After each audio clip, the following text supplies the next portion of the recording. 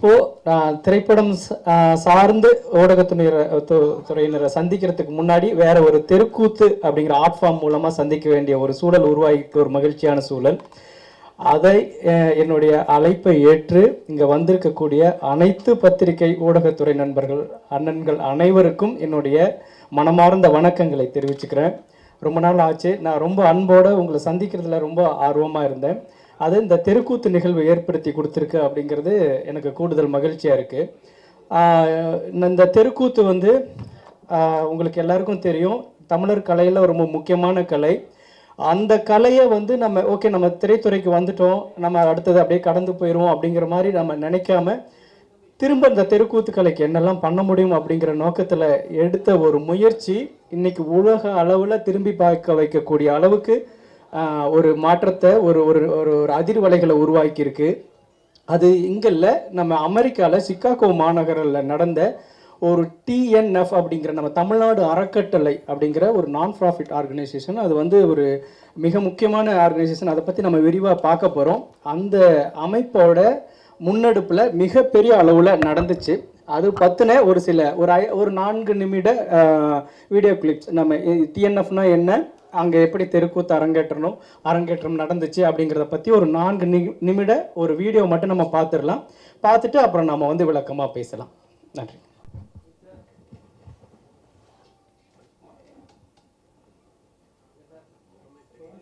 வந்திருக்கிற அனைவருக்கும் என்னுடைய மனமார்ந்த நன்றிகள். தெருக்கூத்து கலையை பற்றி திரும்பவும் நான் வந்து உங்ககிட்ட நினைவுபடுத்த வேண்டிய விஷயம் என்னென்னா, நான் திரைத்துறைக்கு வந்த பிறகு நான் வெங்காயம் படத்திலேயே தெருக்கூத்து தொடர்பான ஒரு அழுத்தமான காட்சியை பதிவு பண்ணியிருப்போம். அது உங்களை போன்ற உங்களால் மிக பெரிய அளவில் பாராட்டப்பட்டு அந்த படத்தை பற்றின ரிவ்யூ எப்போ எழுதினாலும் அந்த தெருக்கூத்து காட்சிகளை அவ்வளோ சிலாகிச்சு எழுதி அந்த படத்துக்கான உயிர் நாடியாகவே அந்த தெருக்கூத்து காட்சியை நீங்கள் வந்து மக்கள்கிட்ட கொண்டு போய் சேர்த்துன விஷயம் உங்களுக்கு ஞாபகம் இருக்கும்னு நினைக்கிறேன். நான் திரைத்துறைக்கு வந்த பிறகு இந்த தெருக்கூத்து கலையானது எவ்வளோ வேல்யூபிளானது அப்படிங்கிறது எனக்கு திரைத்துறைக்கு வந்த பிறகு தான் எனக்கு தெரிஞ்சிச்சு. ஏன்னா நம்ம சினிமாவில் வந்து ஒவ்வொரு டிபார்ட்மெண்ட்டுக்கும் நம்ம ஒரு 10 பேர் நம்ம உதவியாளர்கள் வச்சுருப்போம். மேக்கப் அப்படின்னா நம்ம ஒரு 4 பேர் உதவியாளர்கள் இருக்கும், காஸ்டியூம்னா ஒரு 4 பேர் இருப்போம், ஃபைட்டுன்னா ஒரு 10 பேர் இருப்போம், டைரக்ஷன் டிபார்ட்மெண்ட்டில் ஒரு 10 பேர் இருப்போம், டான்ஸில் ஒரு 10 பேர் இருப்போம். அப்போது இங்கே ஒவ்வொரு டிபார்ட்மெண்ட்டுக்கும் நம்ம ஒரு 10 பேர் உதவியாளர்களை வச்சு ஒரு 24 டிபார்ட்மெண்ட்டில் நம்ம வேலை செய்கிறோம். அப்படிங்கும் பொழுது தான் நம்ம தாத்தாக்கள் அப்பாக்கள்லாம் நம்ம ஊரில் ஆடின தெருக்கூத்து கலை வந்து எவ்வளோ பெரிய வேல்யூபிளான கலை அப்படிங்கிறத என்னால் உணர முடிஞ்சுது. ஏன்னா ஒரே ஆள் தான் அங்கே ஒரு பையில் போட்டு அவரோட காஸ்டியூம் மேக்கப் திங்க் எல்லாமே எடுத்துக்கிட்டு வருவார். வந்து அவரே உட்காந்து அவர் தலையில் ஒரு துணியை எடுத்து கட்டிட்டு மேக்கப் போட ஆரம்பிப்பார். அவரே ஒரு ஹேர் ட்ரெஸ் பண்ணிப்பார், அவரே ஒரு காஸ்டியூம் டிசைன் பண்ணி வச்சுருந்துருப்பார், அவரே அதை காஸ்டியூம் வேர் பண்ணிப்பார். எல்லா வேலைகளையும் அவரே பண்ணிவிட்டு ஸ்டேஜுக்கு வந்த பிறகும் அவர் வந்து ஒரு சிங்கிள் பர்ஃபார்ம் மட்டும் பண்ணக்கூடிய நபராக இருக்க மாட்டார். அவர் பாடுவார்னா சாதாரணமாக பாடுறதில்ல, உச்சகட்டமான சத்தம் எவ்வளோ எழுப்ப முடியுமோ அவ்வளோ சத்தமாக பாடணும். எவ்வளோ உங்களால் அதிகபட்ச எனர்ஜியோட ஆட முடியுமோ அவ்வளோ வேகமாக ஆடி ஆகணும். எவ்வளோ உங்களால் பாடி லாங்குவேஜ் கொடுத்து டைலாக் பேச முடியுமோ அவ்வளோ அழகாக அவன் டைலாக் பேசி ஆகணும். இருக்கிற எல்லா கலைகளோட டிபார்ட்மெண்ட் எல்லாத்தையும் ஒருத்தரே தன்னகத்தே வந்து வடிவமைச்சுக்கிட்டு அதில் உச்சபட்சமாக தன்னை வந்து வெளிப்படுத்திக்கக்கூடிய அளவுக்கு வந்து ஒரு மிகச்சிறந்த கலைஞர்களாக மிகச்சிறந்த திறமைசாலியாக இருந்தால் மட்டும்தான் அந்த தெருக்கூத்து கலையை வந்து பண்ண முடியும் அப்படிங்கிறது நான் திரைத்துறைக்கு வந்த பிறகு தான் எனக்கு வந்து புரிய ஆரம்பிச்சிச்சு. சரி, வழக்கமாக நம்ம வந்து சினிமாவில் இருக்கோம், நமக்கு பத்திரிகை நண்பர்கள் இருக்காங்க, தொடர்புகள் இருக்காங்க. இப்போது நம்ம தாத்தா காலத்து கலை, நம்ம தாத்தாக்கள்லாம் நடத்தின கலைங்கும்போது நம்ம வந்து சரி இது அழிந்து வரும் கலைன்னு அப்பப்போ நம்ம பார்க்கும்போது சொல்லிக்கிட்டே இருக்கிறத விட நம்ம அந்த கலைக்கு நம்ம என்ன பண்ண முடியும், சும்மா வாயில் சொல்லிக்கிட்டே இருக்கிறோம், அதுக்காக சிம்பத்தியை மட்டும் நம்ம பேசிக்கிட்டே இருக்கிறோம், பரிதாபத்தை மட்டும் ஏற்படுத்துறதுனால என்ன நடக்கும்? அப்போது நம்ம களத்தில் இறங்கி என்னென்னலாம் பண்ணினா சரியாக இருக்கும், இந்த தெருக்கூத்து கலை என்னென்னலாம் பண்ணனா நம்ம மீட்டெடுக்க முடியும், வெறும் ஒரு கோவில் திருவிழாக்களில் எங்கேயோ ஒரு மூலையில் மட்டுமே நடக்கக்கூடிய கலையாக இல்லாமல் எல்லா பொது நிகழ்ச்சிகளில், அரசு நிகழ்ச்சிகளில், கட்சி மீட்டிங்கில், பள்ளி ஆண்டு விழாக்களில், திருமண நிகழ்ச்சிகளில், வீட்டு விசேஷங்கள் எல்லாம் கூட அந்த தெருக்கூத்து கலையை நடத்துகிற அளவுக்கு நம்ம கொண்டு வரணும் அப்படிங்கிற ஒரு நோக்கத்தில் கடந்த ஒரு 6 ஆண்டுகளுக்கு முன்பாக நான் அதை வந்து ஒரு முன்னெடுப்பு எடுத்தேன். முதலாக அதை வந்து கம்போடியாவில் அங்காவட் கோயிலுக்கு முன்னாடி அரங்கேற்றம் பண்ணோம். மாபெரும் வரவேற்பு கிடச்சிச்சு. அங்கே இருக்கிற தமிழர் அல்லாதவர் எல்லாருமே இந்த கலையை வந்து கொண்டாடின விதம் தான் எனக்கு பெரிய உற்சாகம் கொடுத்துச்சு. மாபெரும் ஒரு கலையாக, மாபெரும் ஒரு ஆர்ட் ஃபார்மாக இருக்குது அப்படிங்கிறத உணர்ந்த பிறகு தொடர்ந்து இந்த தெருக்கூத்து கலையை இன்றைக்கி இருக்கிற பசங்களுக்கும் நம்ம வந்து கொண்டு போய் சேர்த்துறதுக்கு என்னென்ன வழிகள்லாம் நம்ம பண்ண முடியும், என்னென்ன மெத்தேடில் அதை வந்து மாடிஃபை பண்ணால் இன்றைக்கி இருக்கிற பசங்களுக்கு, ஏன்னா தெருக்கூத்துனாலே வந்து விடிய விடிய ஆடுவாங்க, சாயந்தரம் ஆரம்பித்து காலையில் வரைக்கும் ஆடுவாங்க. ரொம்ப பழைய செந்தமிழில் ரொம்ப டிப்பிக்கல் தமிழில் பேசுவாங்க. பசங்களுக்கு புரியாது, கொஞ்சம் வந்து ஆபாசமாக பேசுவாங்க. இப்படி சில அதுக்குள்ளே என்னென்னலாம் சின்ன சின்ன ட்ராபேக்காக அதில் பார்க்கப்பட்டுச்சோ அதை எல்லாத்தையுமே வந்து சரி பண்ணி நம்ம வந்து இன்றைக்கி இருக்கிற ஆடியன்ஸுக்கு பிடிக்கிற மாதிரி, இன்றைக்கி இருக்கிற பசங்களுக்கு பிடிக்கிற மாதிரி கொண்டுட்டு போகணும் அப்படின்னு நினச்சேன். இதில் இன்னொரு சவாலாக என்ன இருந்துச்சுன்னா, நம்ம ஊரில் இருக்கிற பசங்களுக்கு விட வெளிநாடுகளில் வாழ்கிற சின்ன குழந்தைங்களுக்கு, பள்ளிக்கூடம் படிக்கிற பசங்களுக்கு தமிழில் அவங்க பேசுகிறதே ரொம்ப கடினமாக இருக்கும் பொழுது, இந்த கலைக்கான வடிவத்தில் ஒரு தமிழை நம்ம அவங்களுக்கு சொல்ல முடியுமா அப்படின்னா பெரிய ஆச்சரியமாக இருந்துச்சு. சாதாரணமாக அவங்களுக்கு தமிழை கற்றுக் கொடுக்குறத விட கலையின் மூலமாக தமிழ் கற்றுக் கொடுக்கும்போது ரொம்ப அழகாக, ரொம்ப ஈஸியாக அவங்க வந்து அந்த மொழியை வந்து அடாப்ட் பண்ணிக்கிட்டாங்க, ஈஸியாக பேச ஆரம்பித்தாங்க. அப்போது தொடர்ந்து அந்த பசங்களுக்கு பிடிக்கக்கூடிய வகையில் அந்த கலையோட வடிவத்தை சின்ன சின்னதாக மாற்றி, அந்த சின்ன அந்த லென்த்தை குறைச்சி, அப்புறம் எனக்கு இருந்த ஒரு சின்ன சிக்கல் என்னென்னா, காலங்காலமாக வடநாட்டு கதைகளையே தெருக்கூத்தில் நம்ம பேசிகிட்டு இருக்கிறோமே, ஏன் தமிழர்களுக்குன்னு கதையே இல்லை அப்படின்னா, சும்மா நீங்கள் சங்க இலக்கியங்கள்லாம் ஒரு சும்மா டச் பண்ணால் போதும், நீங்கள் ஒரு நாளைக்கு 20 கதைகளை, பெரிய கதைகளே, சினிமாக்கான கதைகளையே எடுக்கலாம். புறநானூறில் இதெல்லாம் இல்லாத கதைகளே, சங்க இலக்கியங்கள் இல்லாத கதைகளே இல்லை. அப்போ தமிழர் கதைகளை தெருக்கூத்தில் நடத்துகிறோமா அப்படின்னா இல்லை. மகாபாரதம், ராமாயணம் வடநாட்டில் எழுதப்பட்ட கதை, வடநாட்டு கதாநாயகர்களில் கொண்டாடக்கூடிய கதைகளை மட்டுமே நம்ம தெருக்கூத்தில் நடத்திட்டு இருக்கிறோமே, தமிழர்களுக்குன்னு கதை இல்லையா அப்படின்னு தேட ஆரம்பித்தா, நீங்கள் அப்படி ஒரு சீட்டு கட்ட உருவனா சடசடசரன்னு கொட்டுற மாதிரி ஒரு வள்ளல்கள் அப்படிங்கிற ஒரு கான்செப்டில் எடுத்தால் கிட்டத்தட்ட 10-15 கதாநாயகர்களை வந்து ஒரு வாரத்துக்குள்ளே உருவாக்குற அளவுக்கு தமிழர்கள் வாழ்வியலில், தமிழர்களோட வரலாற்றில் கதைகள் இருந்துச்சு. அப்போது ஒட்டு மொத்தமாக நம்ம எடுக்கக்கூடிய தெருக்கூத்தில் தமிழர்களோட வாழ்வியலை பேசலாம். தமிழர்களோட வாழ்வியலை பேசுகிறதுக்கு எவ்வளோ இருக்கும் பொழுது ஏன் நம்ம வந்து ஒரே வந்து மகாபாரத, ராமாயணத்தை மட்டும் பேசிகிட்டு இருக்கணும்? அதுவும் மக்களுக்கு பயன்படக்கூடிய அளவில் தமிழர்கள் வாழ்வியலை பேசக்கூடிய கலையாக மாற்றி நம்ம மக்களுக்கு தமிழர்களுடைய கலை, தமிழர்கள் தான் வந்து கூத்து கலைஞர்களை வேடமிடுறாங்க, பார்வையாளர்களாக உட்காந்துருக்கவங்க முழுக்க தமிழர்கள். அப்போ ஏன் கதைகள் மட்டும் தமிழர்களோட கதையாக இருக்கக்கூடாது அப்படின்ட்டு முழுக்க நடத்தக்கூடிய கதைகளை, தமிழர்களோட கதைகளை உருவாக்கி அதை நடத்தும் பொழுது மிகப்பெரிய வரவேற்பு கிடச்சிச்சு. அப்போது இதை தொடர்ந்து ஓகே நம்ம போயிட்டுருக்கோம், ஒரு ட்ராவலில் போயிட்டுருக்கோம் அப்படிங்கும் பொழுது இதுக்கு பெரிய அளவில் எங்கே அங்கீகாரம் கிடைக்குமா அப்படின்னு காத்துட்டு இருக்கும் பொழுது நமக்குன்னு ஒரு ஏங்கிக்கிட்டு இருந்த ஒரு ஒரு பறவைக்கு ஒரு கடலில் பறந்துக்கிட்டு இருக்கிற எங்கேயாவது ஒரு ஆலமரம் கிடைக்குமான்னு, மரம் கிடைக்குமா அண்டலான் அப்படின்ட்டு பறந்துட்டு இருக்கிற ஒரு பறவைக்கு ஒரு பெரிய ஆலமரம் கிடைச்ச மாதிரி டிஎன்எஃப் அப்படிங்கிற ஒரு மிகப்பெரிய வலிமையான உயரிய நோக்கமுடைய ஒரு அமைப்பு இதுக்கு கை கொடுத்துச்சு. என்னென்னா டிஎன்எஃப் வந்து அமெரிக்க வாழ் தமிழர்கள் மத்தியில் மிக பிரபலமான ஒரு அமைப்பு. இங்கே இருக்கக்கூடிய மாணவர்களுக்கு, இங்கே இருக்கக்கூடிய அதை பற்றி ஒருங்கிணைப்பாளர்கள் வந்திருக்காங்க, நிறையா சொல்லுவாங்க. அந்த அமைப்பின் மூலமாக இதை பண்ணுறது அப்படின்னு முடிவான பிறகு அவங்க கொடுத்த ஒத்துழைப்பில் எனக்கு பெரிய உற்சாகம் கிடைச்சிது. இது சாதாரணமாக நம்ம பண்ணி நிறுத்தக்கூடிய ஒரு இடமா இல்லாமல் உலக மக்களோட கவனமே ஒட்டுமொத்த கலைக்கும் ஒரு டேர்னிங் பாயிண்டாக, ஒரு திருப்பு முனையாக இருக்கக்கூடிய அளவுக்கு பிரம்மாண்டமாக பண்ணிடணும் அப்படிங்கிற மாதிரியான ஒரு எண்ணம் அவங்களும் எனக்கு வந்து நீங்கள் இப்படி பண்ண முடியுமா அப்படின்னு கேட்கும்போது கண்டிப்பாக பண்ணலாம் சார், நானும் அப்படி ஒரு மாற்றத்துக்காக தான் காத்துட்ருக்கேன், அடித்தா வந்து உலகமே திரும்பி பார்க்குற மாதிரி இருக்கணும் அப்படிங்கிற மாதிரியான ஒரு என்னோட வேண்டுகோளை கொடுத்துருந்தேன். அவங்களும் அதுக்கு வந்து ரொம்ப அழகாக வந்து எல்லா விதமான ஏற்பாடுகளும் பண்ணி ரொம்ப சிறப்பாக ஒரு வெளிநாடுகளில் போயிட்டு ஒரு 300-400 பேரை ஒருங்கிணைக்கிறதுங்கிறது நம்ம இங்கேருந்து பார்க்குறதுக்கு சாதாரணமாக இருக்கலாம். ஒவ்வொருத்தரையும் வரவழைச்சி அவங்களுக்கு பயிற்சியை கொடுத்து அது நடத்தின அந்த விதம் தான் நீங்கள் அது பார்த்தீங்க. எங்களுக்கு வந்து அந்த 2 மாத உழைப்பு, கடுமையான உழைப்புகளுக்கு பிறகு அந்த கின்னஸ் சர்டிஃபிகேட்டை வந்து இதுதான் வந்து உலகில் மிக பிரம்மாண்டமான வெளிநாடுகளில் வந்து நடத்தப்பட்டதுலேயே மிக பிரம்மாண்டமான ஒரு நாட்டுப்புற கலை நிகழ்ச்சி அப்படின்னு சொல்லி அறிவிக்கும் பொழுது அத்தனை கஷ்டமும் பறந்து போகிறதா இருந்துச்சு. அது வார்த்தையால் சொல்லி விளக்க முடியாது. ஏன்னா நான் என்னுடைய படத்துக்கு ஒரு வேலை செய்கிறேன், இல்லை நான் தனிப்பட்ட ஒரு பிஸ்னஸ்க்கு ஒரு வேலை செய்கிறேன்னா அது என்னுடைய படத்துக்கு மட்டும்தான் அது வந்து சப்போர்ட்டிவாக இருக்கும், அது என்னுடைய வேலைக்கு மட்டும்தான் சப்போர்ட்டிவாக இருக்கும். ஆனால் இடையில் நான் இந்த தெருக்கூத்து கலைக்காக பண்ணின இந்த விஷயங்கள் எல்லாமே ஒட்டுமொத்தமாக இந்த ஆர்ட் ஃபார்முக்கே ஒரு சப்போர்ட்டிவாக மாறி இருக்கு. அப்படிங்கும்போது நான் இந்தியா வந்த பிறகு இங்கே இருக்கக்கூடிய கலைஞர்களோட ஒப்பீனியன், அவங்களுடைய மகிழ்ச்சியான வார்த்தைகளை கேட்கும்போது எனக்கு அவ்வளோ சந்தோஷமாக இருந்துச்சு. இங்கே இருக்க, ஏன்னா உங்களுக்கு தெரியும் கூத்தாடினாலே நம்ம ஊரில் சினிமாக்காரனை திட்டுறதுக்கே கூத்தாடிங்கிற வார்த்தையை சொல்லி தான் திட்டுவாங்க. கூத்தாடினாலே ஒரு கெட்ட வார்த்தை மாதிரி சொல்லிக்கிட்டு இருந்த ஒரு ஒரு ஒரு பழக்க வழக்கம் இருந்துச்சு நம்ம ஊரில். அப்போது அந்த கூத்தை அமெரிக்கா மாதிரியான ஒரு வளர்ந்த நாட்டில் ஒரு கின்னஸ் மாதிரியான ஒரு மாபெரும் அமைப்பு அங்கீகரிக்கக்கூடிய அளவில் நம்ம நடத்தியிருக்கிறோம் அப்படிங்கிறது உண்மையிலேயே நீங்கள் சொன்னால் நம்ப மாட்டீங்க. ஒவ்வொரு தெருக்கூத்தாடியும் தன்னை வந்து நெஞ்சு நிமிர்த்திக்கக்கூடிய அளவில் அவ்வளோ கொண்டாடினாங்க. தனிப்பட்ட முறையில் எனக்கு வாழ்த்து சொன்னாங்க. வாய்ஸ் மெசேஜ்லாம் கேட்டால் அவ்வளோ உருக்கமாக எனக்கு வந்து அனுப்பியிருந்தாங்க. எனக்கு மிகப்பெரிய நிறைவாக இருந்துச்சு. எங்கேயோ ஒரு சின்ன ஒரு எளிய விளிம்பு நிலையில் இருக்கக்கூடிய ஒரு கலைஞர்களோட தான் செய்கிற தொழிலை வந்து ப்ரௌடாக ஃபீல் பண்ணுற அளவுக்கு நம்ம ஒரு வேலை செஞ்சுருக்கோம் அப்படிங்கும் பொழுது ரொம்ப மகிழ்ச்சியாக இருந்துச்சு. அதுக்கு இந்த டிஎன்எஃப் என்கிற ஒரு மாபெரும் ஒரு ஆலமரத்துக்கு தான் நான் வந்து தலைவணங்கி நன்றி சொல்லணும். அந்த டிஎன்எஃப் என்ன, அது இந்த தெருக்கூத்து எப்படி உருவாச்சு அப்படிங்கிறத அந்த டிஎன்எஃப் தமிழ்நாடு அறக்கட்டளையோட தேசிய ஒருங்கிணைப்பாளர் நேஷனல் ஆர்கனைசர் வந்து திரு சிவா சார் அவர் வந்து உங்ககிட்ட பகிர்ந்துப்பார்.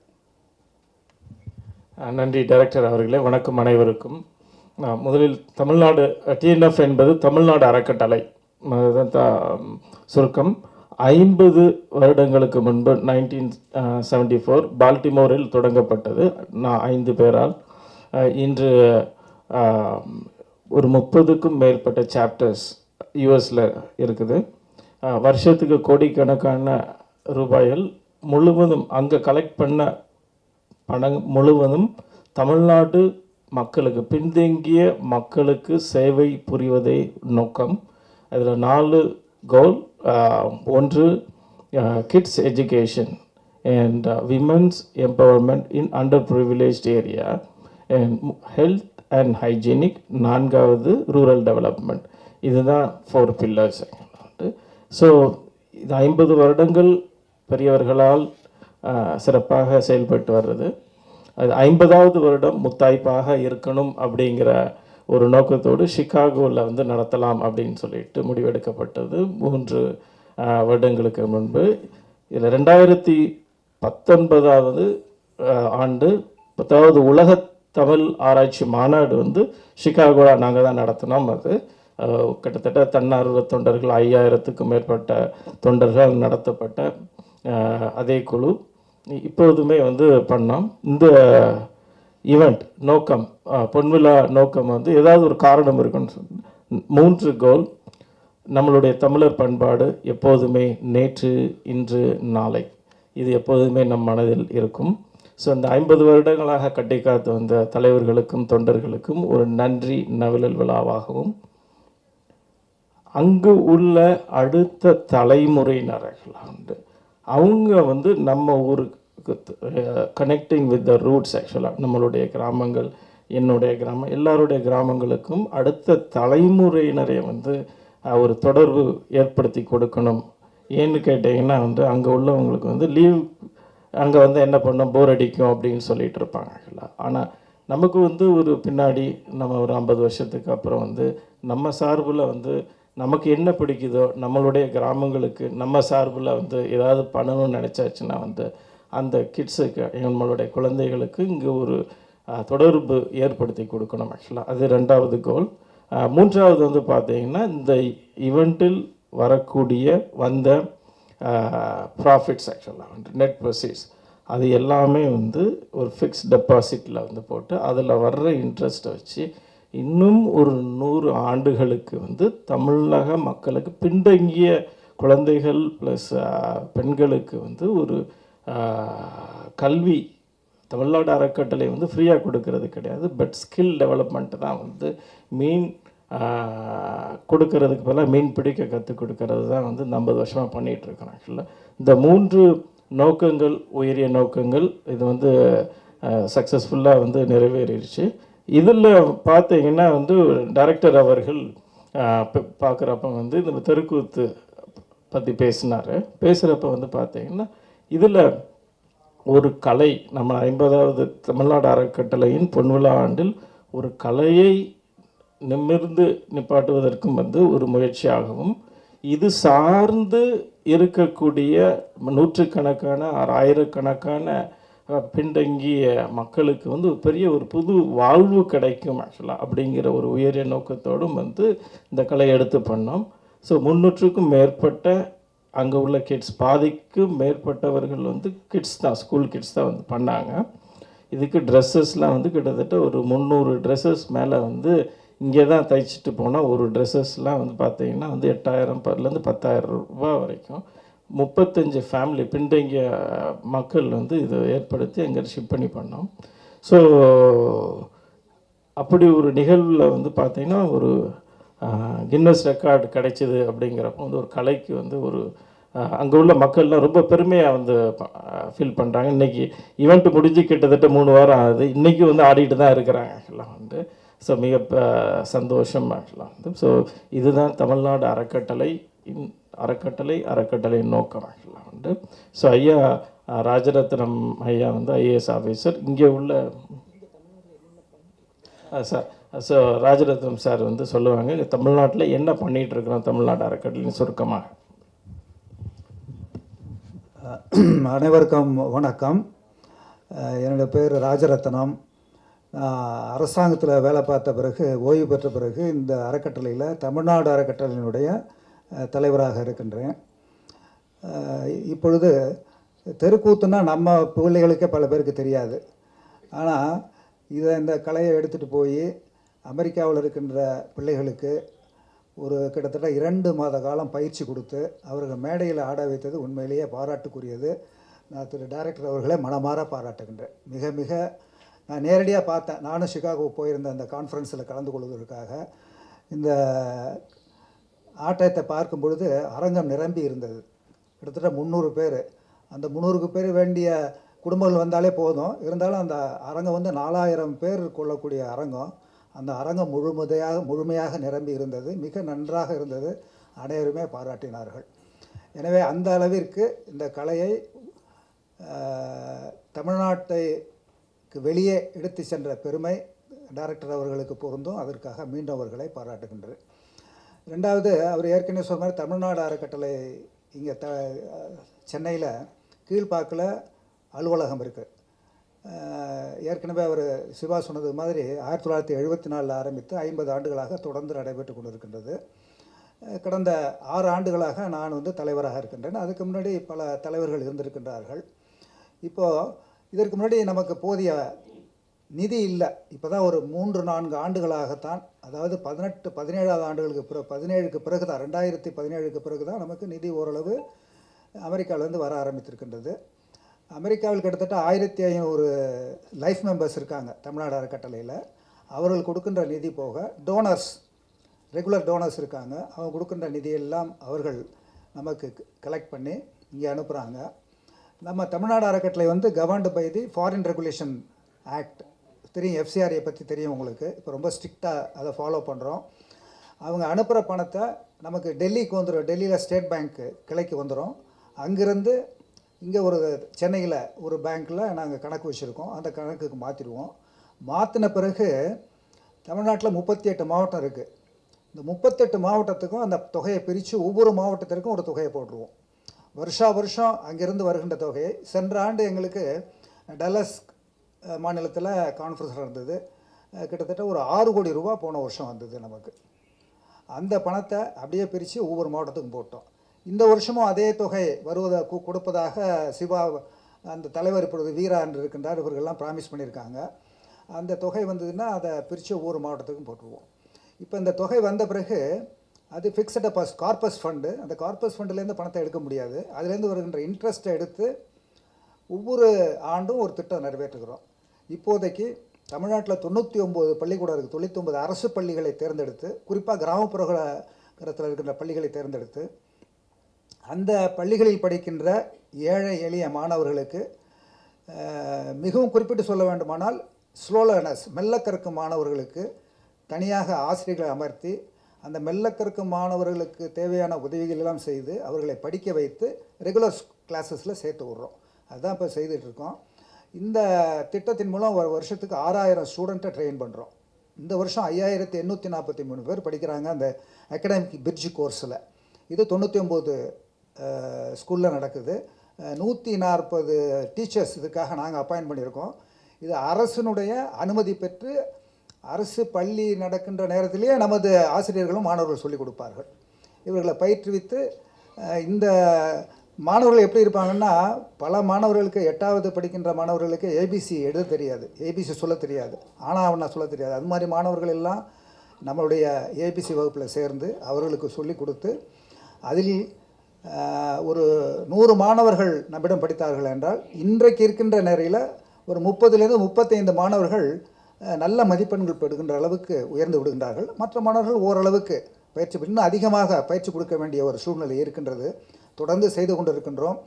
இந்த நல்ல காரியம் செய்வதற்கு நமக்கு உதவி செய்கின்ற தமிழ்நாடு அறக்கட்டளை உறுப்பினர்கள், அமெரிக்காவில் வாழ்கின்ற தமிழர்களுக்கு நான் தமிழ்நாட்டு மக்களின் சார்பாக, குறிப்பாக ஏழை மாணவர்கள் சார்பாக நன்றியை தெரிவித்துக் கொள்கின்றேன்.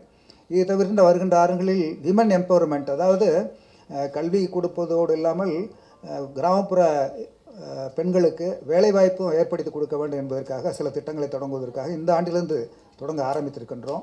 அந்த திட்டமும் நல்ல முறையில் நடக்கும் என்று நான் எதிர்பார்க்கின்றேன்.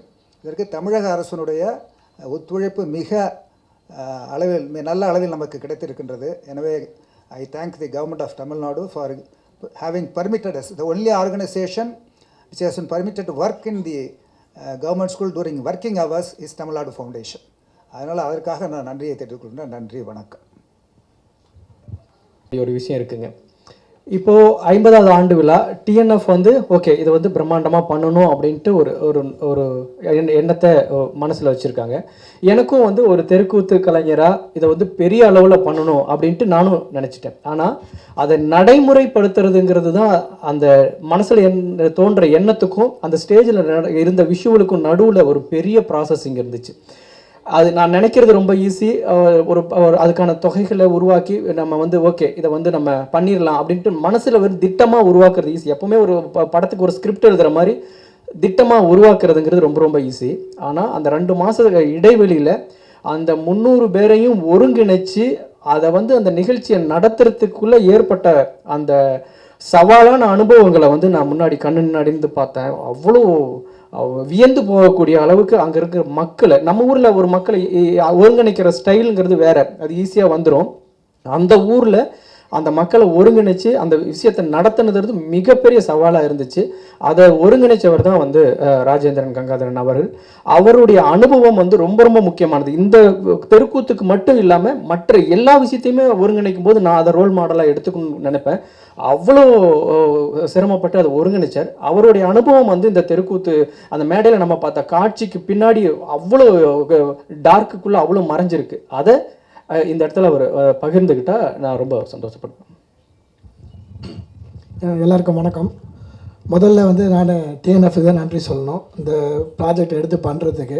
அடுத்தது வீரா வேணுகோபால் சிவா அவங்க தெருக்கூத்து பண்ணலான்னும் போது நம்ம கமிட்டியில் உட்காந்து பேசிட்டு இருக்கும்போது எப்படி பண்ணுறதுனா, நான் சும்மா விளையாட்டுக்கு நான் எடுத்து பண்ணுறேன் சிவா அப்படின்னேன்.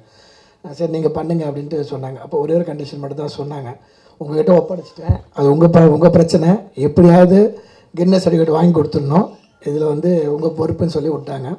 அதே மாதிரி எந்த ஒரு இன்டர்ஃபரன்ஸும் கிடையாது, நீ பண்ணிக்கோ, எந்த தடையும் எதுவுமே தடுக்க மாட்டோம், நீங்கள் வந்து அரைக்கணும். இது வந்து சுவாச மாதிரி 300 பேர்னு வரும்போது சிகாகோ மாநகரம் மட்டும் இல்லை, யூஎஸில் இருக்க எல்லா ஸ்டேட்லேருந்தும் பங்கெடுத்தாங்க.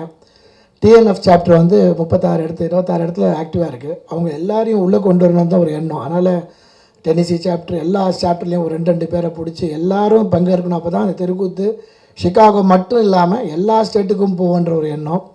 ஸோ இது ஆரம்பிக்கும் போது ஈஸியாக இருந்தது. இவர்கிட்ட பேச ஆரம்பித்தது தான் எனக்கு கஷ்டம் ஆரம்பிச்சது. முதல்ல ட்ரெஸ்ஸில் ஆரம்பித்தார். சார் நீங்கள் பாருங்கள் சார், நான் வீடியோ எடுத்து சேலத்தில் போய் ட்ரெஸ்ஸு தைச்சிட்ருக்கேன் சார், 300 கேஜி ட்ரெஸ் சார், இது எப்படியாவது கொண்டு வந்து டைமில் சேர்த்துடணும் சார். அங்கே ஆரம்பித்த சோதனை தான் ஃபஸ்ட்டு எனக்கு. அது ஒரு ட்ரெஸ்ஸையும் எடுத்து அவர் கொண்டு வந்து ஷிப்மெண்ட் பண்ணி பாக்ஸ் போட்டு இங்கேருந்து அதுக்கு ஒரு பெரிய கொரியர் சர்வீஸ் ஹெல்ப் பண்ணி கிட்டத்தட்ட 300 கேஜி ட்ரெஸ் வந்து எடுத்துகிட்டு வந்தோம். ஒரு சின்ன ஐட்டம் கூட வேணாம் விட்டுலாம் சார், யாருக்கும் தெருக்கூத்துனா என்னன்னு தெரியாது, இந்த கிளிப்பிலலாம் என்ன சார், இப்போ ஐயோ கிளிப்பிலலாம் தெருக்கூத்தே கிடையாது சார், அந்த இது வைக்கலாம் தெருக்கூத்தே, எல்லாமே பர்ஃபெக்டாக இருக்கணுன்றதுக்காக அவ்வளோ மனக்கட்டு இந்த கிரீடம் இது எல்லாமே செஞ்சு கொண்டு வந்தார். அது ஒரு 2 மாதம், ஒரு ஜனவரி மாதமே வேலையை ஆரம்பிச்சிட்டாரு. பிறகு ஆரம்பித்து எல்லாம் கொண்டு வந்தால் ஃபஸ்ட்டு கட்டில் அது. அப்புறம் சிவா எல்லாம் ஒருத்தர் எப்படியும் ட்ரெஸ்ஸை கொண்டு வந்தோம். ஆளுங்களை திரட்டுறது வந்து பெரிய சவால். அடுத்து இவர் என்ன சொன்னாருன்னா, சார் பெரியவங்க மட்டும் இருக்கக்கூடாது, குழந்தைங்களும் இருக்கணும். இதில் இன்னும் பெருமையாக என்ன சொல்லணும்னா, 5 வயது குழந்தைகள்லேருந்து 65 வயது வரைக்கும் இதில் பார்ட்டிசிபேட் பண்ணியிருக்காங்க. 5 வயது குழந்தைகள் மட்டுமே ஒரு 10 குழந்தைகள் இருந்தாங்க. ஸோ எல்லாரையும் கொண்டு வரணும். இங்கிலீஷ் தமிழே தெரியாத குழந்தைங்க, அவங்கள தமிழ் பாட வைக்கணும், பாட்டு சொல்லித்தரணும், டான்ஸ் சொல்லித்தரணும். ஃபஸ்ட்டு 3-4 வாரம் யாரும் உட்கார கூட மாட்டாங்க. What is this funny thing, what you guys are dancing, we don't even understand anything. அவங்க எல்லாம் எப்போ வந்து கடைசி ஒரு வாரம் வரைக்கும் நம்பிக்கை கிடையாது. 300 பேர் வரணுன்னா 200 பேர் வராங்க, 150 பேர் மேலே வரமாட்டாங்க. எப்போ இந்த ட்ரெஸ்ஸு வந்ததோ நான் ஒரு ஃபோட்டோ எடுத்து, நான் ஒரு ட்ரெஸ் பண்ணி வீட்டில் ஒரு வீடியோ எடுத்து நான் ஒரு டான்ஸ் ஆடி போட்ட அப்புறம் தான், அந்த ட்ரெஸ்ஸை பார்த்த அப்புறம் தான் மக்களுக்கு ஒரு இன்ஸ்பிரேஷனே வந்தது. Oh, it looks like a very fantastic dress, something டிஃப்ரெண்ட்டுன்னு எல்லா குழந்தைங்களும் அவங்க அப்பா அம்மாவை புஷ் பண்ண ஆரம்பிச்சு. நாங்கள் 250 பேர் தான் கணக்கு பண்ணோம், கிட்டத்தட்ட 283 பேர் இருந்தாங்க. அது மட்டும் இல்லாமல் அதுக்கு பின்னாடி கோஆர்டினேஷன் கமிட்டின்னு ஒரு 10 பேர் இருந்தாங்க. கிட்டத்தட்ட 325 பேர் சிறப்பாக பண்ணோம். அதே மாதிரி ரிஹர்சல் பண்ணுறது வந்து எடுத்தோடனே முதல்ல நாங்கள் ஜூம் மொழியாக ஆரம்பித்து குழுவாக பிரித்து பேட்சாக பிரித்து ஊராக பிரித்து ஃபஸ்ட்டு தெருக்கூத்துனா என்னான்னு புரிய வைக்கிறதுக்கே எனக்கு 1 மாதம் 1.5 மாதம் ஆச்சு. இவர் டெய்லி சொன்னதே திருப்பி சொல்லுவோம், இது இப்படி அடுத்து என்ன கதை, வி டோன்ட் வாண்ட் ஆக்ட் இந்த world, we don't even know அதிகமானிஸ்ன்னுவாங்க. அதை வந்து இது எப்படி ரிலேட் பண்ணால் சார்கிட்ட ஒரு ஃபேண்டாஸ்டிக் ஸ்கிரிப்ட் இருந்தது. பழைய புராணத்தையும் இன்றைக்கி ட்ரெண்டையும் லிங்க் பண்ணிட்டார். நான் வந்து இந்த கட்டியக்காரன் ரோல் பண்ணியிருப்பேன், பஃபன் ரோல் பண்ணியிருப்பேன். எனக்கு ஒரு குட்டி ஈஸியான ரோல் என்னென்னா, செந்தமிழில் பேச வேண்டியதில்லை, கலோக்கியலில் பேசலாம், இன்றைக்கி ட்ரெண்டை கொண்டு வரலாம். ஒரு ஸ்கிரிப்டுக்கும் அன்றைக்கி ட்ரெண்டு மட்டும் தான் நம்ம பேசுவோம். ஒரு அதிகமான வந்து ஒரு சின்ன எக்ஸாம்பிள், நான் வந்து வள்ளல் தான், நானும் தான் வள்ளல் ஐஃபோன் வாங்கி கொடுத்தேன். அப்போ பசங்களுக்கு லேட் ஆச்சு. Oh, you talking about iPhone, you talking about iPad, you talking about satellite. So அது ஒருங்கிணைக்கிறதுக்கு அது ரொம்ப தெருக்கூத்துனா வெறும் புராண கதை பேசாமல் இன்றைக்கி டெக்னாலஜியை லிங்க் பண்ணி அருமையாக ஸ்கிரிப்ட் பண்ணியிருந்தார். அது ஒரு சவால். எல்லாத்தோட பெரிய சவால் வந்து இதில் ஒரு பெரிய விஷயம் என்னென்னா, 284 பேரில் என்னை தவிர ஒருத்தவங்களோட ஸ்டேஜ் ஏறினவங்க யாருமே கிடையாது. நான் ஒரு 2-3 ட்ராமா பண்ணியிருக்கேன், ஒரு படம் பண்ணியிருக்கேன். இங்கே எனக்கு மட்டும்தான் அந்த ஸ்டேஜ் இதெல்லாம் கொஞ்சம் ஓரளவுக்கு அறிவு இருக்குது. மீதி 283 பேரும் முறையாக ஸ்டேஜ் ஏறினேன். அவ்வளோ பெரிய 2 மாதம் உட்கார வச்சு பெண்டை கைட்டு எடுத்து ஒன்றுமே காம்ப்ரமைஸ் ஆக மாட்டார். அந்த அடவை வரணும் திருப்பி பண்ணலாம். ஃபுல்லாக ட்ரெயின் பண்ணது இவர் தான். நாங்கள் வந்து ஒருங்கிணைச்சோம். இதுக்கு எனக்கு உறுதுணையாக 2-3 பேர் இருந்தாங்க. அன்பன் மதன்குமார் ஒருத்தர் மில்வாக்கியில் ஒரு அண்ணா இருந்தார், ரொம்ப பக்கபலமாக இருந்தாங்க. பிரதீப், செந்தில், நிறைய பேர் சொல்லிட்டு போகலாம். நம்ம எல்லாம் ஒரு டீம் ஒர்க் தான் இது. இந்த ஆப்பர்ச்சுனிட்டி கொடுத்தாங்க. எனக்கு ஒரே ஒரு கனவு என்னென்னா, அடுத்தவங்க பணத்தை எடுத்து நம்ம இன்வெஸ்ட் பண்ணி இந்த கின்னஸ் வாங்கணுன்ற வெறி. அது தப்பாயிடுச்சுன்னா போட்ட உழைப்பெல்லாம் வேஸ்ட்டாக போயிடும். இன்றைக்கி டிஎன்எஃப் கூடிய பேருக்கு வரணும், இது உலகம் ஃபுல்லாக பரவணுன்ற எண்ணம் வந்து ஒரு 3 மாதம் தூக்கம். தொண்டை அப்போ போன தொண்டை, இது என் வாய்ஸே கிடையாது. அன்றைக்கி போன தொண்டை ஒன்றும் வரல. பயங்கரமான உழைப்பு, ஆனால் பலன் கிடைச்சிது. ரொம்ப சக்ஸஸ்ஃபுல்லாக பண்ணோம். இன்றைக்கி இங்கே வந்து உட்காரும் போது பெருமையாக இருக்குது. இது இதோடு நிறுத்தாமல் சிவாலாம் சொல்லிட்ட மாதிரி இது அமெரிக்கா முழுவதும் இன்னும் 2 ஆண்டுகளுக்கு எல்லா ஸ்டேட்லேயும் போய் போட போகிறோம். இவங்க ரெக்கார்டை வந்து அடுத்த எங்கேயாவது முறியடிக்க முடிஞ்சால் நாங்கள் தான் முறியடிப்போம்னு ஒரு ப்ராமிஸ் பண்ணியிருக்கோம். சிங்கப்பூர், இலங்கை எங்கே ட்ரை பண்ணாலும், எனக்கு ஏற்கனவே ஜெர்மன்லேருந்து ஒருத்தர் கான்டாக்ட் பண்ணியிருக்காங்க, நம்ம இங்கே பண்ண முடியுமான்னு. இந்த தெருக்கூத்து கலையை எங்கெல்லாம் நம்ம கொண்டு போய் சேர்க்க முடியுமோ, எவ்வளோ ஹெல்ப் பண்ண முடியுமோ, இது ஒரு விழாவாக இல்லாமல் முடிக்காமல் இன்னும் ஒரு 3-4 ஆண்டுகளுக்கு இது தொடரணும், இது கொண்டு போகணும். அமெரிக்கா மட்டும் இல்லாமல் இங்கே இருக்க மக்களும் தெருக்கூத்து வந்து வெறும் அந்த குரூப்பு தான் பண்ணணும்னு விடாமல் நம்ம பள்ளிகள்லையும் எல்லா இடத்துலையும் கொண்டு வந்து இதை பரப்பணுன்னு தான் ஒரு எண்ணம். இது வந்து இவர் இருக்கிறனால இது சத்தியமாக பண்ண முடியும். இவர் ஒருத்தர் என்கரேஜ் பண்ணோன்னா இவர் மாதிரி 10 கலைஞர் வெளியே வருவாங்க. தெருக்கூத்து கலை நிச்சயம் வாழும். அதை வாழ வைக்கணும் தான் எங்கள் எண்ணம். இந்த ஒருங்கிணைக்க வாய்ப்பு கொடுத்த எல்லாருக்கும் ரொம்ப நன்றி. அதே மாதிரி நான் இவரை வந்து அறிமுகப்படுத்தும் போது ஒரு விஷயம் மிஸ் பண்ணிட்டேன். பிரபா அப்படிங்கிற ஒரு திரைப்படத்தில் இப்போ சமீபத்தில் ஸ்டேட் அவார்டில் வந்து செலக்ட் ஆன படம். அதில் வந்து ஒரு முக்கியமான கதாபாத்திரம் பண்ணியிருக்காரு. அது அவரோட தயாரிப்பாளராகவும் இருந்திருக்காரு. ஒரு சிறந்த கலைஞர்.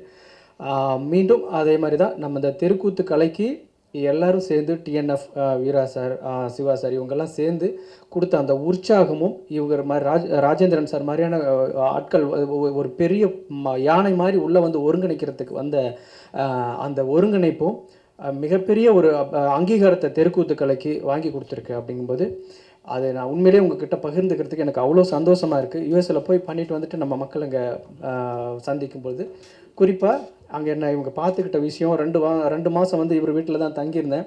ஒரு உதாரணம் சொல்லணும் என்னென்னா, நான் வந்து 4 நாள் ஆகுது. சார் வீட்டில் ஒரு நாய் இருக்குது, அன்புன்னு சொல்லிட்டு. அது நான் படுத்திருந்த இடத்த விட்டு வராமல் இன்னும் அந்த இடத்தையே நான் இருப்பேன்னு நினச்சி அழுதுகிட்டு இருக்குது. நான் வீடியோ காலில் பார்த்தா பேசுகிறேன், கண்ணீர் சொட்டுது. சும்மா ஒரு உதாரணத்துக்கு சொல்கிறேன். ஒரு வாயில்லாத ஜீவன் கூட அந்த அளவுக்கு பாசமாகிற அளவுக்கு என்னை அவ்வளோ பக்குவமாக நடத்தினாங்க. நான் அங்கே அவ்வளோ கனெக்ஷனோட நான் அங்கே இருந்தேன். அவ்வளோ எனக்கு வந்து ஒரு பிடிமானம் அந்த ஊரில் எனக்கு கிடச்சிது. அந்த 300 குடும்பமும் எனக்கு கொடுத்த உற்சாகம், அந்த கலைக்கு 300 குடும்பம் அதில் வேடமிட்டாங்க. 3000த்துக்கு மேற்பட்டவர்கள் பார்வையாளராக வந்தாங்க. கண்டிப்பாக ஒரு 30,000த்துக்கு மேற்பட்டவர்கள் இந்த தெருக்கூத்தை பற்றி பேசியிருப்பாங்க. அது ஒரு 3 லட்சம் பேரை போய் சேர்ந்துருக்கும் அப்படிங்கிற ஒரு நம்பிக்கை இருக்கும் பொழுது, கண்டிப்பாக எப்படி பறை, பரதநாட்டியம், சிலம்பாட்டம்லாம் உலகம் முழுக்க பரவிட்டு இருக்கோ, இன்னும் ஒரு 2-3 வருஷத்தில் இந்த தெருக்கூத்துக்களையும் உலகம் முழுக்க எல்லா நாடுகள்லையும் நடத்தக்கூடிய அளவுக்கு ஒரு பிரம்மாண்டமான வரவேற்பை பெறும் அப்படிங்கிற நம்பிக்கை இந்த கின்னஸ் மூமெண்ட்லேருந்து எங்களுக்கு கிடச்சிருக்கு. அதை ஏற்படுத்தி கொடுத்த டிஎன்எஃப்க்கும் ஒருங்கிணைப்பாளர்கள் அனைவருக்கும் என்னுடைய மனமார்ந்த நன்றி. கொஞ்ச நாளுக்கு முன்னாடி சூப்பர் ஸ்டாரோடைய அமெரிக்காவில் வந்து பேசினார் அப்படின்னு சொல்லிடலாம் இருக்கும். ஸோ இல்லை, இளையராஜா அவர்கள் வந்து ஒரு 35 கலைஞர்களுடன் நேரில் வந்து ப்ரோக்ராம் பண்ணாங்க. சூப்பர் ஸ்டார் அவர்கள் வந்து ஒரு 1/4 மணி நேரம் வந்து தமிழ் அறக்கட்டளை சார்பில் வாழ்த்து பேசினாங்க. இன்னும் கிட்டத்தட்ட ஒரு 1000 பார்ட்டிசிபெண்ட்ஸ். அந்த 1000 பார்ட்டிசிபெண்ட்ஸ் வந்து பார்த்திங்கன்னா பாதி பேர் இளையோர்கள். ஆக்சுவலாக ஸ்கூல் கிட்ஸ் தான் வந்து பண்ணாங்க. இதை கம்ப்ளீட்டாக இந்த ஊரில் பார்த்தீங்கன்னா எல்லா வேலையும் செய்கிறதுக்கு வந்து காசு கொடுத்தா அந்தந்த ஈவெண்ட் மேனேஜர்ஸ்லாம் வந்துடுவாங்க. அங்கே 500க்கும் மேற்பட்ட தன்னார்வ தொண்டர்கள். ஆக்சுவலாக வந்து அது வந்து 5 வயதிலிருந்து 90 வயது வரைக்கும் உள்ள தன்னார்வ தொண்டர்கள் எல்லாம் பகலில் வேலைக்கு போயிட்டு ஈவினிங் வந்து பண்ணுறது, வீக்கெண்ட்ஸு. ஸோ இதெல்லாம் பண்ணி கிட்டத்தட்ட ஒரு 5000 பேர் கூடிய ஒரு மாபெரும் விழா. ஸோ அமெரிக்காவில் இதில் நடந்தது கிடையாது. ஒரு மிகப்பெரிய பிரம்மாண்டமான அரங்கம், டாப் 10 அரங்கங்கள் யூஎஸில். இளையராஜா அவர்கள் அந்த அரங்கத்தில் நடக்க போகிறது அப்படின்னு சொன்னோடனே ஒத்துக்கிட்டார் ஆக்சுவலாக உண்டு. ஸோ எல்லாத்துக்குமே வந்து தமிழ்நாடு அறக்கட்டளையின் தலைவர் வீரா அவர்கள், ப்ளஸ் நேஷ்னல் லீடர்ஸ், எல்லா சாப்டர் லீடர்ஸ் அங்கே இருக்கிறவங்க எல்லாருடைய ஒத்துழைப்பு, வாலண்டியர்ஸ் ஒத்துழைப்பு வந்து நம்மளால் முடியும் அப்படி சாதித்து காட்டிய ஒரு பிரம்மாண்டமான விழா வந்து கிட்டத்தட்ட வந்து ஒரு $3.25 மில்லியன் மேலே. அது ஒரு மிகப்பெரிய சாதனை ஆக்சுவலாக வந்து அமெரிக்காவில். இது எல்லாமே வந்து தமிழர்களுக்காக, ஸோ நம்மளுக்கு தமிழ்நாடு அறக்கட்டளைக்காக, அங்கு உள்ள தமிழர்களும் இங்கு உள்ள தமிழர்களும் இணைந்து அடுத்து வருகிற 50-100 ஆண்டுகளுக்கு ஒரு இணைப்பு பாலமாக இருந்து முன்னேறக்கூடிய ஒரு நோக்கத்தோடு வந்து ஏற்பாடு செய்த விழா. நன்றி. எதுவும் கேள்விகள் இருக்கா? இது தொடர்பாக எப்படி நடந்துச்சு, எதுவும் சந்தேகங்கள் ஏதாவது இருக்குன்னா நீங்கள் கேட்கலாம். ஆமாம், அவருடைய தலைமையில் இருந்துச்சு. அதை முக்கியமாக சொல்ல மறந்து. ஆமாம், இல்லை, நெப்போலியன் சார்கிட்ட கோஆர்டினேட் பண்ண நான் தான். அன்பண்ண வழியாக பண்ணோம். அவர் வந்து கலந்துக்கிற ஃபஸ்ட்டு கேட்டோம். அவர் லாஸ்ட் மினிட்ல கூப்பிட்டனால நான் வந்து ஒழுங்காக ப்ராக்டிஸ் பண்ணிட்டு தான் வரணும், நான் அப்படியே வந்து பங்கேற்றால் நல்லா இருக்காது, நீங்கள்லாம் இவ்வளோ சிறப்பாக ப்ராக்டிஸ் பண்ணிகிட்ருக்கீங்கன்னு. ஸோ அதுக்கு பதில் அப்புறம் சிவா சார்லாம் பண்ணி அவர் சீஃப் கெஸ்ட்டாக கூப்பிட்டு அவர் தான் எங்களுக்கு தலைமை தாங்கி, தெருக்கூத்துக்கு சீஃப் கெஸ்ட்டாக வந்து எங்களுக்கு தலைமை தாங்கி பண்ணதான் நெப்போலியன் சார் தான். அடுத்த முறை தெருக்கூத்து பண்ணால் கட்டாயம் பங்கேற்றுக்கிறேன், முக்கியமான கேரக்டர் பண்ணுறேன், முதலே சொல்லுங்கள், என்ன கடைசி நேரத்தில் சொல்லாதீங்கன்னு சொன்னார். அது ஒன்று தான். ஸோ அதனால் அவர் கடைசி நேரத்தில் பங்கேற்கும்போது சீஃப் கெஸ்ட்டாக வந்தார்.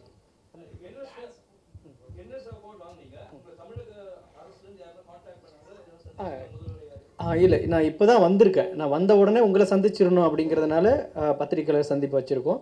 அடுத்தடுத்த வாரங்களில் நம்ம சந்திக்கிறதா இருக்கும். அதுக்கான வாகை சந்திரசேகர் சார் முக்கியமாக நான் அதை நான் சொல்ல மறந்துட்டேன். கலை பண்பாட்டுத்துறையிலேருந்து வாகை சந்திரசேகர் சார் மிகப்பெரிய உதவி பண்ணார். அந்தந்த நேரத்தில் என்னென்ன தேவையோ அதை வந்து அரசு சார்ந்து நான் பண்ணுறோம் அப்படின்னு சொல்லியிருக்காரு. இது தமிழக அரசுக்கிட்ட இருந்தும் நம்ம நல்ல வரவேற்பு கிடச்சிருக்கு.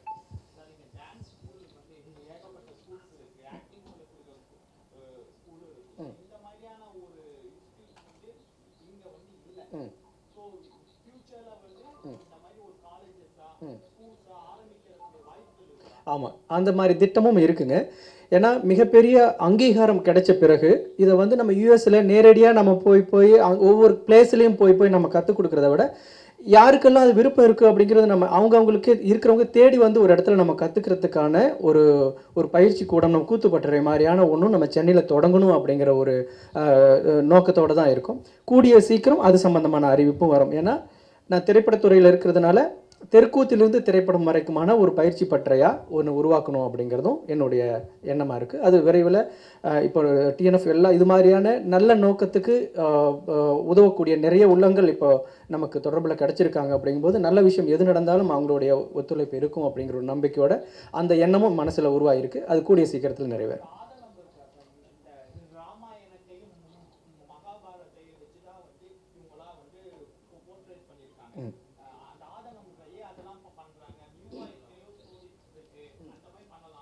அதுங்க புரியுது. ரொம்ப சரியான கேள்வி தான். வெறும் ஆதங்கமும் அதன் மூலம் ஏற்படுற சிம்பதியும் கடந்து நம்ம வந்துட்டோம். ஆதங்கத்துக்கான வழி என்னன்னா, அதுக்கு என்ன மாற்று வழியோ, ராமாயணத்துக்கும் மகாபாரதத்துக்கும் மாற்றுக்கான கதைகளை 10 கதைகளை உருவாக்கியாச்சுங்க. அதியமான் கதை, கும்மணவள்ளல் கதை, நந்திவர்மன் கதை, கடையேழு வள்ளல்கள், பாரி வள்ளல் கதை, இப்படி 10 தமிழர்களோட வாழ்வியல் உண்மையில் நடந்த வாழ்வியல் கதைகளை 10 கதைகளை தெருக்கூத்துக்காக எழுதியாச்சு. அப்போ அந்த ஆதங்கம் அதன் மூலமாக நிறைவேறி முடிஞ்சிருச்சு. அப்போது ராமாயணமும் மகாபாரதமும் மட்டுமே இருக்குது அப்படிங்கிற ஆதங்கத்தோட வெளிப்பாடு தான் புதிய கதைகளை உருவாக்குறதுக்கான தேவையாக இருந்ததுங்க. அதை நம்ம நிறைய கதைகளை உருவாக்கியிருக்கோம். இன்னும் புதிய புதிய நிறைய தமிழர் வாழ்வியல் சார்ந்த கதைகளை உருவாக்குவோம். நம்மளை மாதிரி ஆதங்கத்தோடு இருக்கக்கூடிய எந்த கலைஞர்களும் அதை எடுத்து நடத்தக்கூடிய அளவுக்கு அந்த கதைகளை நம்ம ஒரு புத்தகமாக வெளியிடக்கூடிய எண்ணமும் இருக்குது.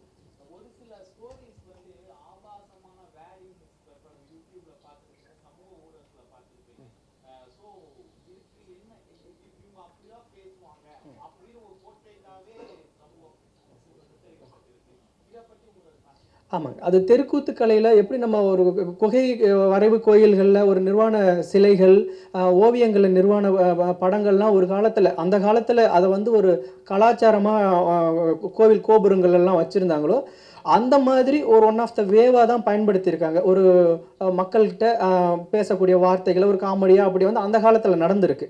அது கோவில் திருவிழாக்கள் நடக்கும்போது வரைக்கும் அக்செப்டபுளாக இருந்துச்சு. இப்போ நாம் தமிழ் சங்கங்களில், அரசு விழாக்களில், பெண்கள் குழந்தைகள் எல்லாருமே கூடியிருக்க இடங்களில் வந்து நம்ம தெருக்கூத்து நடத்துகிறோம். அப்படிங்கிறனால நான் முதல்ல மாடிஃபை பண்ணது என்னென்னா, கெட்ட வார்த்தைகள் பேசுறது, இந்த ஆபாச வார்த்தைகள் பேசுறது, உருவ கேலி பண்ணுறது, பெண்களை இழிவாக பேசுறது, உடல் உறுப்புகளை சொல்லி திட்டுறது, இந்த மாதிரியான நெகட்டிவ் வேர்ட்ஸ் எதையுமே பயன்படுத்தாமலே முழுக்க முழுக்க சிரிக்க வைக்க முடியும் அப்படிங்கிற மாதிரி தான் எல்லா கதைகள்லையுமே உருவாக்கியிருக்கும். இது வரைக்கும் எழுதின 10 கதைகள்லையுமே பயங்கர காமெடி இருக்கும். சார் சொன்ன மாதிரி ஒரு அதியமான் வந்து டே நான் ஒரு பெரிய வள்ளல்ரா அப்படின்னு சொன்னார்னா, நான் கூட தான் ஒருத்தன் வந்து அழுதுட்டு தான் அவனுக்கு ஐஃபோன் 15 ப்ரோ வாங்கி கொடுத்தேன் அப்படின்னு சொல்லுவேன். சும்மா ஒரு இன்னைக்கு இருக்கக்கூடிய பசங்களுக்கும் புரிகிற மாதிரியான காமெடிகளை வந்து நிறைய வச்சுக்கிட்டே இருக்கும். ஆனால் அது ஆபாசமாக இருக்காது. அதிலிருந்தும் இந்த தெருக்கூத்துக்களை வந்து அடுத்த கட்டத்துக்கு போகாததுக்கு அந்த ஆபாச வார்த்தைகளும் ஒரு காரணமாக இருக்கலாமோ அப்படிங்கிறதுனால நம்ம வந்து அதையும் நீக்கிட்டு ஆரோக்கியமான நகைச்சுவைகளை, சின்ன குழந்தைங்களும் ரசித்து சிரிக்கிற மாதிரியான நகைச்சுவைகளோடு தான் நம்ம இந்த 10 கதைகளும் பண்ணிகிட்ருக்கோம்.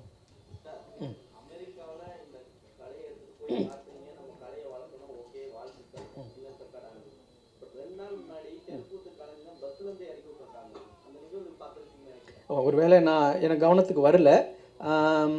ஒருவேளை நான் பயணத்தில் இருந்ததுனாலேயா இருக்கலாம். ஒருவேளை அப்படி நடந்திருந்தால் அதுக்கு வன்மையான கண்டனங்களை இந்த தெருக்கூத்து கின்னஸுங்கிற ஒரு மணிமகுடத்தை சூட்டின இந்த நிர்வாகிகளோட, இந்த ஒருங்கிணைப்பாளர்களோட இந்த மேடையில் உட்காந்துருந்து அதுக்கான நான் ஒரு வன்மையான கண்டனங்களை தெரிவிச்சுக்கிறேன்.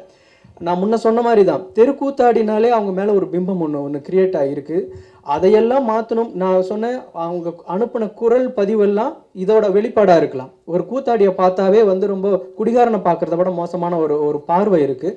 அதையெல்லாம் அனுபவித்த அந்த தெருக்கூத்தாடிகள் நம்மளுடைய கலை அமெரிக்கா மாதிரியான ஒரு வல்லரசு ஒரு நாட்டில் மிகப்பெரிய அங்கீகாரம் பெற்றிருக்கும் போது எங்கெங்கேயோ தேடி பிடிச்சி, என்னுடைய நம்பரெல்லாம் தேடி பிடிச்சி அவங்க பேசின வார்த்தைகள் இந்த மாதிரியான அவமானங்களோட வெளிப்பாடாக தான் இருக்கும் அப்படின்னு நினைக்கிறேன். தொடர்ந்து அதோட பார்வையை அந்த மாதிரி நடத்துகிறவங்களோட எண்ணத்தையும் மாற்றுறதுக்கு தொடர்ந்து நம்ம வேலைகளை செஞ்சுக்கிட்டே இருப்போம்.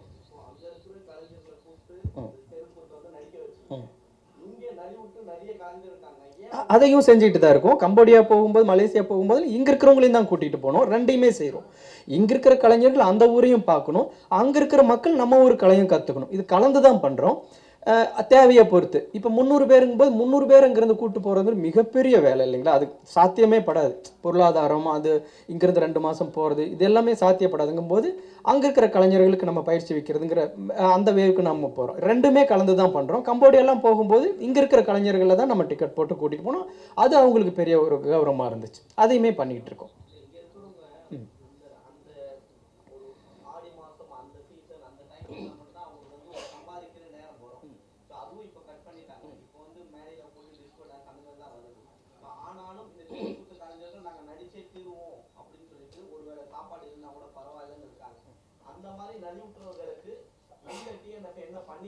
இல்லை, அது ரொம்ப முக்கியமான வார்த்தை அவர் சொன்னார். இங்கே அந்த அந்த ட்ரெஸ், அதாவது அங்கே நடித்தவங்க மட்டும்தான் அந்த கலைஞர்களை ஒழிய, அந்த கலைஞர்களோட மேக்கப்லேருந்து, காஸ்டியூம்லேருந்து, ஹேர் ட்ரெஸ்லேருந்து, அவங்க பயன்படுத்தின அத்தனை பொருட்களுமே இங்கே நலிவுற்று இருந்த தெருக்கூத்துக்கான காஸ்டியூம் மேக் பண்ணுறவங்க, தையல்காரங்க, அந்த கிரீடம் செய்கிறவங்க, அந்த மணி ஓட்டுறவங்க இருப்பாங்கள்ல, அந்த குடும்பத்தினர் தான் வந்து பயன்பெற்றிருக்காங்க.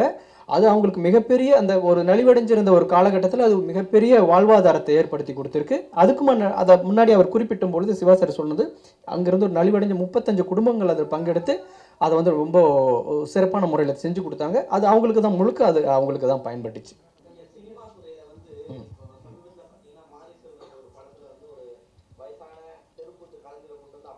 ம் ம் ம்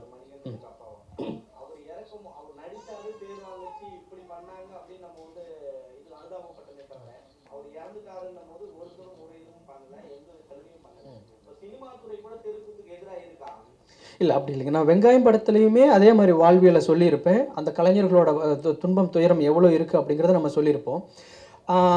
இப்போ கொஞ்ச காலமாக நிறைய திரைத்துறையில் வந்து தெருக்கூத்து சார்ந்த காட்சிகள் வைக்கப்படுது. இப்போ கூட நிறைய படங்களில் தெருக்கூத்து சார்ந்த விஷயங்கள் வந்து ரொம்ப அதுக்கு முன்னாடி நடத்தின மாதிரி ஒரு கட்டத்தில் வந்து திருநங்கைகள் மேலே இருந்த பார்வை கொஞ்சம் கொஞ்சமாக மாறி வந்துச்சு இல்லைங்களா? அது மாதிரி இன்னும் ஒரு கொஞ்சம் காலங்களில் நம்ம எல்லா இடங்கள்லையும் இது வந்து பொதுவான ஒரு கலையாக மாறும் பொழுது திரைத்துறையினராக இருக்கட்டும், பொதுமக்களுக்காக இருக்கட்டும், எல்லாருக்குமே இந்த தெருக்கூத்து மேலேயும் தெருக்கூத்து கலைஞர்கள் மேலேயும் இருக்கக்கூடிய பார்வை இப்போ இந்த கின்னஸ் கிடைச்சிருக்கு அப்படின்னா, கண்டிப்பாக ஊருக்குள்ளே பேசும்போது இந்த மாதிரி தெருக்கூத்துக்கு கிடச்சிருக்கு. அது ஒரு வெள்ளைக்காரங்க வந்து நம்ம ஊரில் ஒரு இருக்குமில்ல, யாராலையும் செய்ய முடியாத ஒரு விஷயத்துக்கு தான் சாதனையாளர்கள் ஒரு சர்டிஃபிகேட் கொடுக்குறாங்கன்னா, அது இந்த கலைக்கு கிடைச்சிருக்கும் போது இன்னும் அது கூடுதலாக ஒரு மரியாதை கிடைக்கும் பொழுது கண்டிப்பாக எல்லா துறையினருமே அதை வந்து அக்செப்ட் பண்ணுற மாதிரி தான் இருக்கும். அது கொஞ்சம் கொஞ்சமாக மாறி வரும் அப்படிங்கிற நம்பிக்கை இருக்குங்க, திரைத்துறை உட்பட எல்லாமே.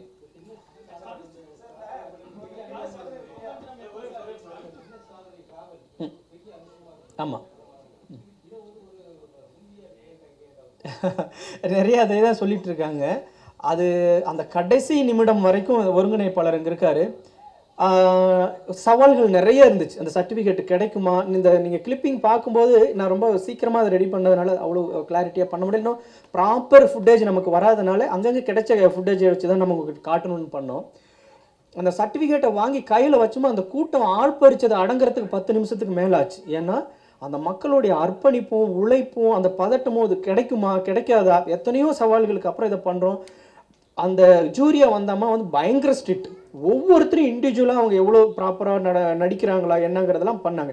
கடைசி நிமிடம் வரைக்கும் நம்ம கிளைமேக்ஸ் மாதிரி தான், தேர்தல் ரிசல்ட் வர மாதிரி தான் நாங்கள் பதட்டத்தோடு உட்காந்துருந்தோம். அதுவும் அவங்க வேறு சஸ்பென்ஸ் வச்சாங்க. ஏன்னா நாங்கள் இந்த கவுண்டிங் வந்தால் மட்டும்தான் எங்களுக்கு கின்னஸ் சர்டிஃபிகேட். அவங்க சொல்கிறாங்க, அதை நீங்கள் அதை கவனிச்சிருப்பீங்கன்னு நினைக்கிறேன். நான் பார்த்தேன், இதில் எத்தனை பேர் குவாலிஃபைடு அப்படிங்கிறத சொல்கிறதுக்கு முன்னாடி எத்தனை பேர் டிஸ்குவாலிஃபைடு ஆகியிருக்காங்கிறத நான் அனௌன்ஸ் பண்ண போகிறேன் அப்படின்ட்டு ஒரு ஸ்பாஸ் விட்டாங்க. எல்லாருக்கும் எகிருது பிபி. ஏன்னா அதில் 4 பேர் டிஸ்குவாலிஃபைடுனா கூட எங்களுக்கு சர்டிஃபிகேட் கிடைக்காது. அவங்க ஏன்னா ஒவ்வொருத்தரோட ஸ்டெப் மூவ்மெண்ட்டையும் பார்த்துட்டு அப்புறமா அனௌன்ஸ் பண்ணாங்க 0 டிஸ்குவாலிஃபைடு, எல்லாருமே நல்லா பண்ணாங்க அப்படின்ட்டு. அப்போ தான் அவ்வளோ பெரிய சந்தோஷம் கிடைஞ்சிது. நீங்கள் சொல்கிற மாதிரி அது நிறைய கூஸ்பம் மூமெண்ட் ஒரு படத்தில் காட்சியாக வச்சா கிடைக்கக்கூடிய மிகப்பெரிய, ஏன்னா நீங்கள் இந்த ஒரு தமிழ்நாட்டோட விளிம்புகளில் இருக்கக்கூடிய கலை உலகத்தோட உச்சத்தில் இருக்கக்கூடிய ஒரு நாட்டில் நடக்கும்போது எப்படி இருக்குங்கிற ஒரு கான்ட்ரவர்சியலோடு அந்த படம் பண்ணால் ரொம்ப நல்லா இருக்குங்கிற மனசில் ஒரு டைரக்டராக நமக்கு பார்க்கக்கூடிய அழகான காட்சிகளுக்கெல்லாம் ஒரு கற்பனையான ஒரு கதை ஒன்று உருவாகும் இல்லைங்களா? அது நம்ம உண்மை சம்பவத்தோடு சேர்ந்து வரத்துக்கான வாய்ப்புகள் இருக்குது. சார். ம்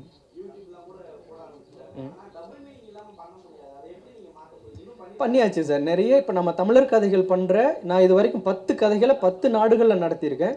ஒரு ஆபாச வசனம் இருக்காது, பெண்களை இழிவாக பேச மாட்டோம். இல்லை இது அதான் இப்போ அது கொஞ்சம் கொஞ்சமாக மாறும் சார். இது அது ஒரு கிட்டத்தட்ட 2000 வருஷமாக வருது சார். மகேந்திரவர்ம பல்லவ காலத்திலிருந்து நம்ம சிலப்பதிகாரத்திலிருந்து தெருக்கூத்து சம்பந்தமான காட்சிகள் இருந்துட்டு இருக்கு. இப்போது இப்படியும் நடத்தலாம் அப்படிங்கிறது இப்போ ஒரு 2-3 வருஷமாக தான் நம்ம வந்து மக்கள்கிட்ட காட்டிகிட்டு இருக்கோம். நீங்கள் 1.5 மணி நேரம் கூட இந்த தெருக்கூத்தை நடத்தலாம்னு சொல்கிறோம், ஆபாச வசனம் இல்லாமல் நடத்தலாம்னு சொல்கிறோம். இப்போ இந்த கின்னஸ் நாடகம் எப்படி இருக்கும் நம்ம பார்க்கலாம் அப்படின்ட்டு 4 பேர் வந்து யூடியூப்பில் தேடும்போது டே மக்கள் சிரிக்கிறாங்க, ஆனால் ஆபாச வார்த்தை இல்லை, ஏன் நம்ம இப்படி பயன்படுத்தக்கூடாதுன்னு தெருக்கூத்து கலைஞர் கொஞ்சம் கொஞ்சமாக அது மாறுறதுக்கான வாய்ப்புகள் அதிகமாக இருக்குது.